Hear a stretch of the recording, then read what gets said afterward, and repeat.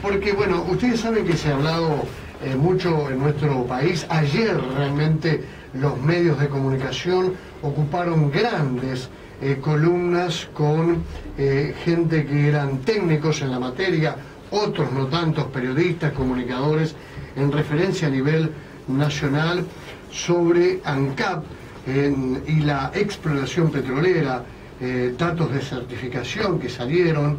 El ente planea reservar territorios específicamente para ANCAP en este tema. Aclaran además que no se va a realizar fracking. Bueno, hoy tenemos un entendido en la materia, un ex trabajador petrolero argentino. La empresa de Estados Unidos certificó la probable existencia de petróleo en el litoral de nuestro país. Los estudios consideran reservas convencionales para los próximos 120 años. Pero de alguna manera hay conclusiones en referencia a todo este tema. ¿Cuáles son las grandes ganancias? ¿Cuáles son, de alguna manera, los réditos que se quieren sacar? ¿Cuánto conviene realmente? Pero además, también las grandes pérdidas que pueden generar en vidas humanas referente a todo este tema. Ya lo hemos hablado con un colega, amigo, periodista, con Luis Bacheta, que ha tenido varias incursiones con charlas por nuestro departamento en referencia a este tema. Y hoy nos acompaña aquí en la mesa, en el piso, sobre el tema de la no fractura hidráulica, el fracking, que tanto hemos hablado, y también en la Junta Departamental se ha hablado del tema. Roberto Ochandeo, un trabajador petrolero de la Unión de Asambleas Patagónicas de la República Argentina, nos visita. Vamos a hablar realmente de lo que es el fracking, presentación y el diálogo. En Mueblería Suiza estamos cumpliendo 48 años. Está bien el apellido, sí, ¿no? Porque me gusta que no los apellidos. Acondicionadores de aire, heladeras, freezers, ventiladores de la prestigiosa marca James. Por eso, a la hora de regalar, venga a Mueblería Suiza, compre y por la plata no se aflija. Venga a la Suiza y elija. Amplia financiación con todas las tarjetas. 48 años ofreciendo el mejor respaldo sin compras. 19 de abril 917 al 927. Teléfono 47 22 42. Ahora con exclusivo estacionamiento para clientes. Muy bien, faltan 15 minutos para llegar a la hora 9 en la República Oriental del Uruguay, ya que estamos con un argentino. Faltan 15 minutos por la diferencia horaria para llegar a la hora 8 en la República Hermana Argentina. Roberto, buen día, muchísimas gracias por estar aquí en nuestra emisora y hablar de uno de los temas tan candentes y que está hoy, parece que llega realmente en el momento más adecuado, más oportuno para debatir de estos temas, ¿no? Buenos días, Luis, muchas gracias por su tiempo. Sí, efectivamente creo que es muy oportuna nuestra visita por acá, por esta zona, dado los anuncios que hizo el gobierno uruguayo con respecto al posible encuentro de hidrocarburos. Así que creo que es el momento como para poder informarle al pueblo uruguayo cuál es la realidad de la explotación de estos hidrocarburos no convencionales y advertirle de los riesgos potenciales y ciertos algunos que trae este tipo de explotación. Fundamental, primero que nada, saber realmente qué es el fracking, qué es la técnica que se utiliza para perforar el suelo a través de un pozo y así poder extraer el gas. Así que qué mejor que tú nos puedas de alguna manera hacer referencia como ex trabajador.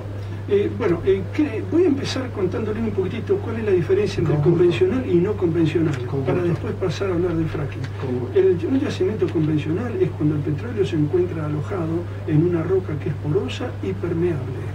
Por lo tanto, el petróleo puede fluir. Cuando uno hace una perforación, puede fluir hacia el pozo y ayuda a que surja el petróleo o el gas. Eso sería un yacimiento convencional como tantos que hay en el mundo. Un yacimiento no convencional es el yacimiento que se encuentra en lo que se llama la roca madre, la roca donde se generó el petróleo. Es una roca que está a mayor profundidad y que tiene la característica de ser impermeable. Por lo tanto, cuando uno perfora, el petróleo o el gas no fluyen.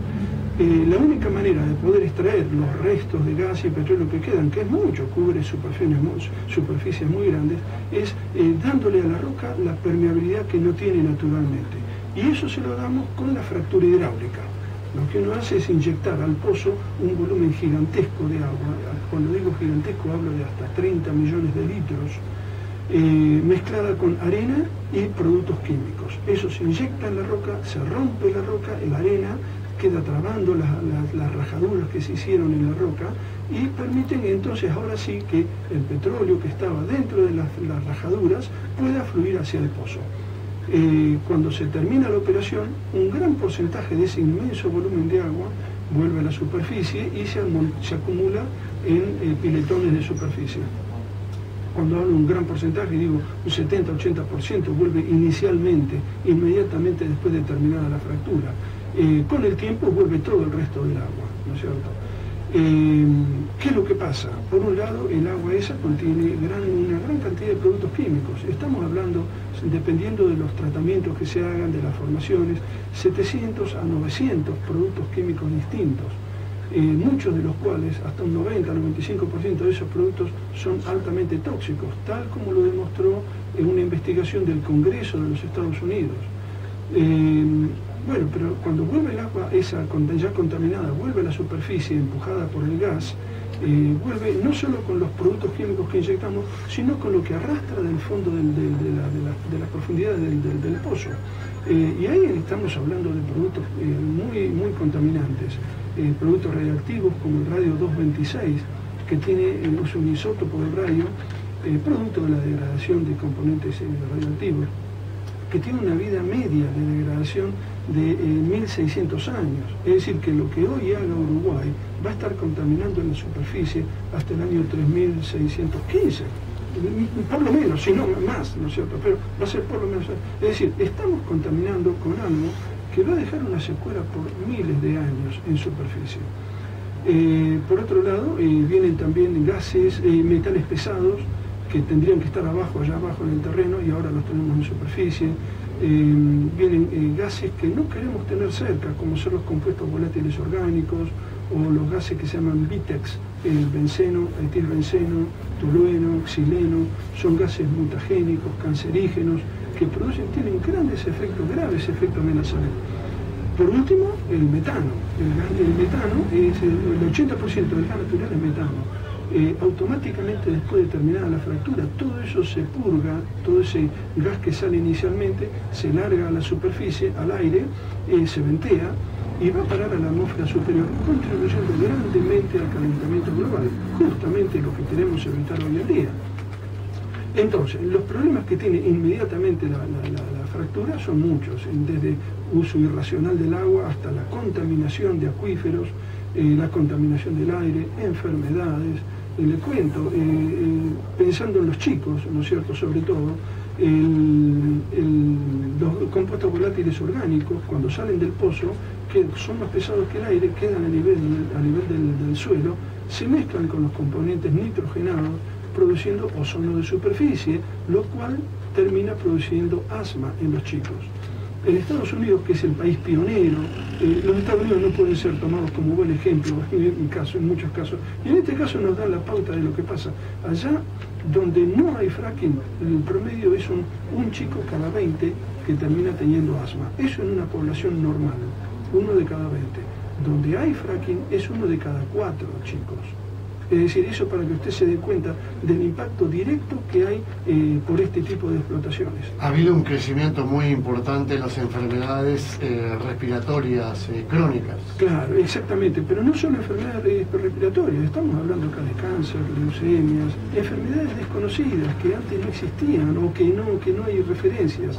¿Por qué? Porque la gente está expuesta a productos químicos que las compañías operadoras se niegan a declarar. Es decir, cuando una persona tiene un problema neurotóxico, un problema raro, va al doctor y el doctor no sabe cómo tratarlo porque las compañías ocultan qué es lo que pusieron que está causando ese problema. Hasta, perdón la interrupción, pero hasta además convengamos que hasta la propia madre que está gestando tiene malformaciones en el feto, ¿no? Bueno, déjeme decirle, los gases Vitex, benceno, tolueno, son gases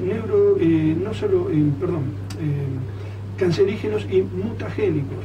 Mutagénico implica de que varía la composición de los genes de la persona y por supuesto redundan en nacimientos con malformaciones, ese tipo de problemas.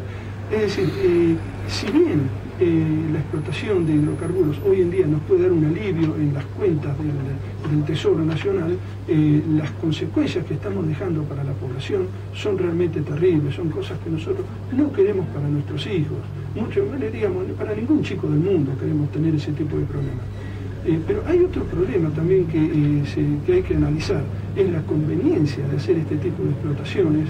En este momento el mundo se está quedando sin energía a nivel global, ¿no es cierto? Las reservas están bajando entre un 4 y un 5% por año y no se descubren nuevas reservas. Por lo tanto, sabemos que a un futuro realmente corto podemos vivir en un mundo sin energía de este tipo, sin energía fósil.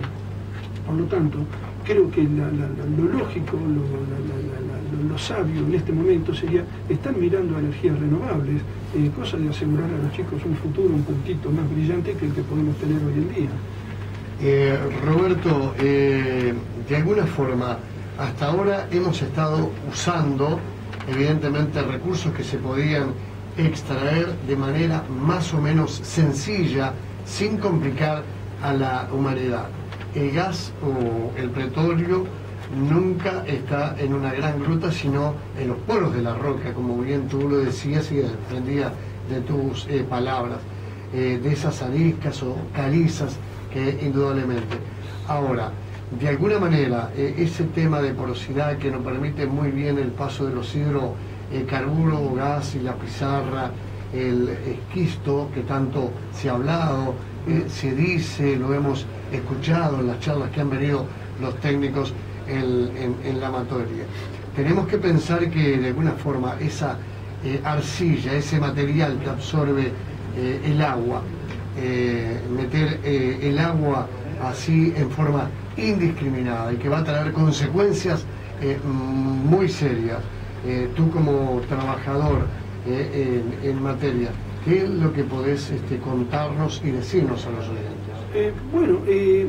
Hay un problema. Bueno, digamos, el problema que más notoriedad tiene es el de la contaminación de los acuíferos. Y uno se pregunta, ¿cómo es que esa operación puede contaminar los acuíferos? ¿Cuál es el mecanismo? Y tengamos en cuenta que tenemos la mayor reserva del acuífero guaraní. Bueno, a eso apuntaba. Digamos, el acuífero guaraní creo que es el segundo, el tercero en el mundo, y el futuro del mundo depende de la cantidad, disponibilidad de agua dulce o agua potable que nos puedan mirar. Digamos, no podemos vivir sin agua, así que la necesitamos como oro, ¿no es cierto? Pero esa agua se contamina, tal como lo demuestra la experiencia de Estados Unidos. Nuevamente, menciono Estados Unidos porque ellos documentaron lo que está pasando. ¿Qué pasa? Cuando uno inyecta estos fluidos del fracking a 2-3 mil metros de profundidad, estos de alguna manera llegan a los acuíferos. ¿Cómo llegan a los acuíferos? Bueno, las teorías son tres hasta el momento. Por derrames en superficie que ocurren por accidentes, choques, lo que sea. Porque las fracturas que uno hace son tan grandes que se extienden y llegan hasta la profundidad de los acuíferos, o a través de pérdidas debidas a fallas estructurales del pozo. Es decir, que las cañerías o la cementación, que se supone debería aislar la cañería, que tengan pérdidas, fallas, y por ahí se comuniquen. Es muy difícil realmente probar que hay una fractura que llega desde los 3.000 metros hasta la profundidad del acuífero. Uno no puede bajar hasta el fondo del pozo y verificarlo. Pero lo que sí se puede ver es que las fallas estructurales del pozo efectivamente contribuyen a las pérdidas que dan origen a este tipo de contaminación. Digamos, en Estados Unidos ya han hecho evaluaciones y llegaron a la conclusión que el 6% de todos los pozos que se hacen tienen de nuevo, ya de entrada, daños estructurales. Cuando uno inyecta a esas terribles presiones, estamos hablando de 900 atmósferas o presiones, digamos, del orden de los 12, 14, 15.000 libras por pulgada cuadrada. Cuando inyecta con esas tremendas presiones en el fondo del pozo, toda esa presión busca una vía de escape. Por un lado, hacia la fractura, por otro lado, hacia la parte más débil de toda esta arquitectura, que serían las cementaciones o las cañerías fallidas. Y por ahí es donde lo más probable ocurran las pérdidas que contaminan los acuíferos.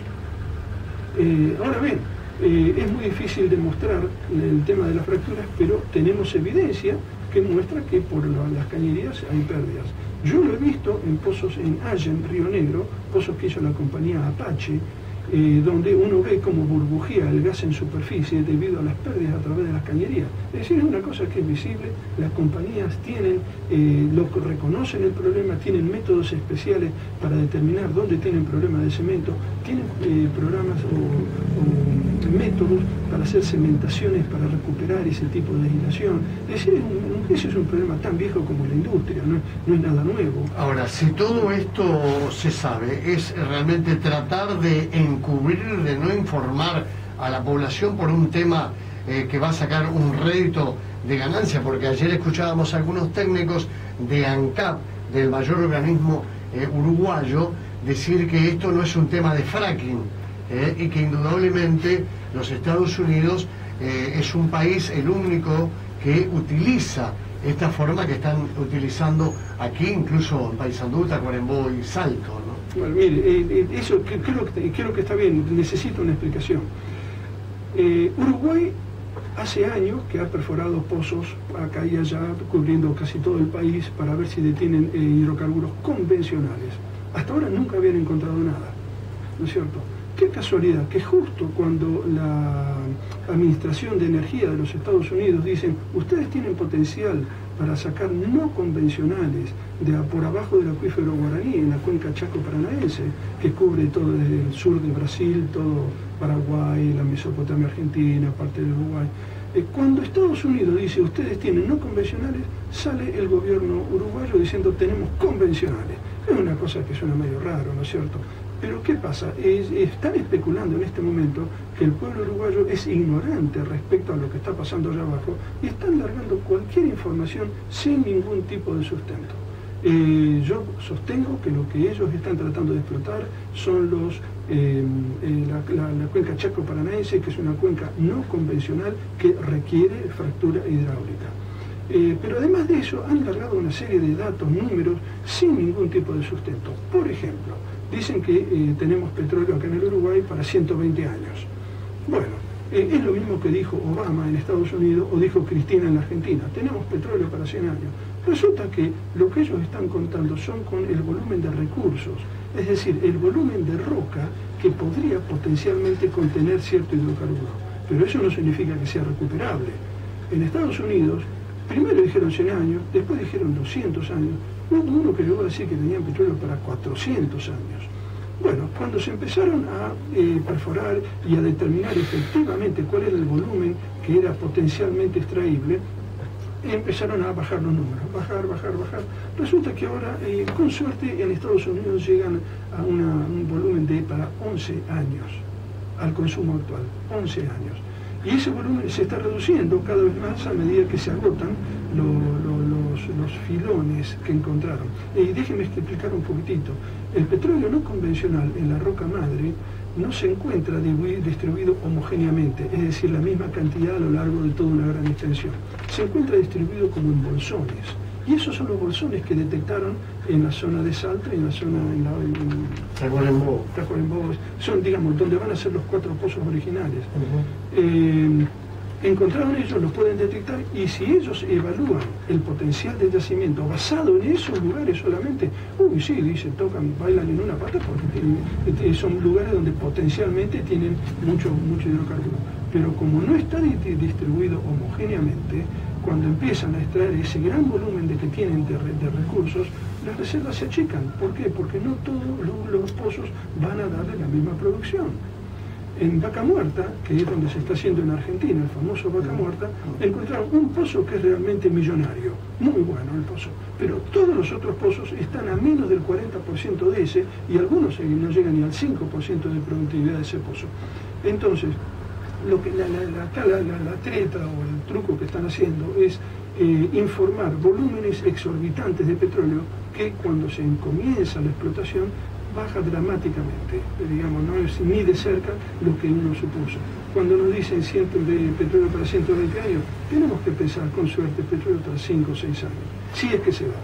Tengo que ir a una pausa, pero le dejo una pregunta planteada realmente porque esto, además de ser muy, pero muy interesante, y estamos informando a los oyentes a través de Radio Felicidad, les cuento que estamos en diálogo con Roberto Ochandio, es un ex trabajador petrolero de la Unión de Asambleas Patagónicas de la República Argentina, aquí en la mañana de Radio Felicidad, frente a los hechos de la exploración petrolera, datos certificados en nuestro departamento, el departamento de Tacuarembó, el más grande del país, en extensión geográfica, y en el departamento de Salto.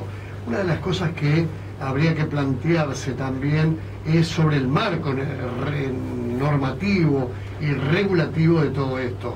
Si tenemos en cuenta que el Parlamento Europeo hace algunos años, por el 2011, el 2013, hizo una batalla muy dura frente a estos hechos, y la Comisión Europea está hoy encargando nuevos estudios, fundamentalmente en los agujeros, hay agujeros legislativos, evidentemente, de esta industria, que tiene claro que Europa tiene que ir aceptando que haya una legislación especializada para realmente intentar ganar una batalla para poder superar estas situaciones que lamentablemente hoy las sufre el pueblo en su contexto. Pero me deja hacer una pausa. Adelante. 3 minutos y inmediatamente volvemos aquí al piso para seguir dialogando con Roberto Ochandio. Vamos.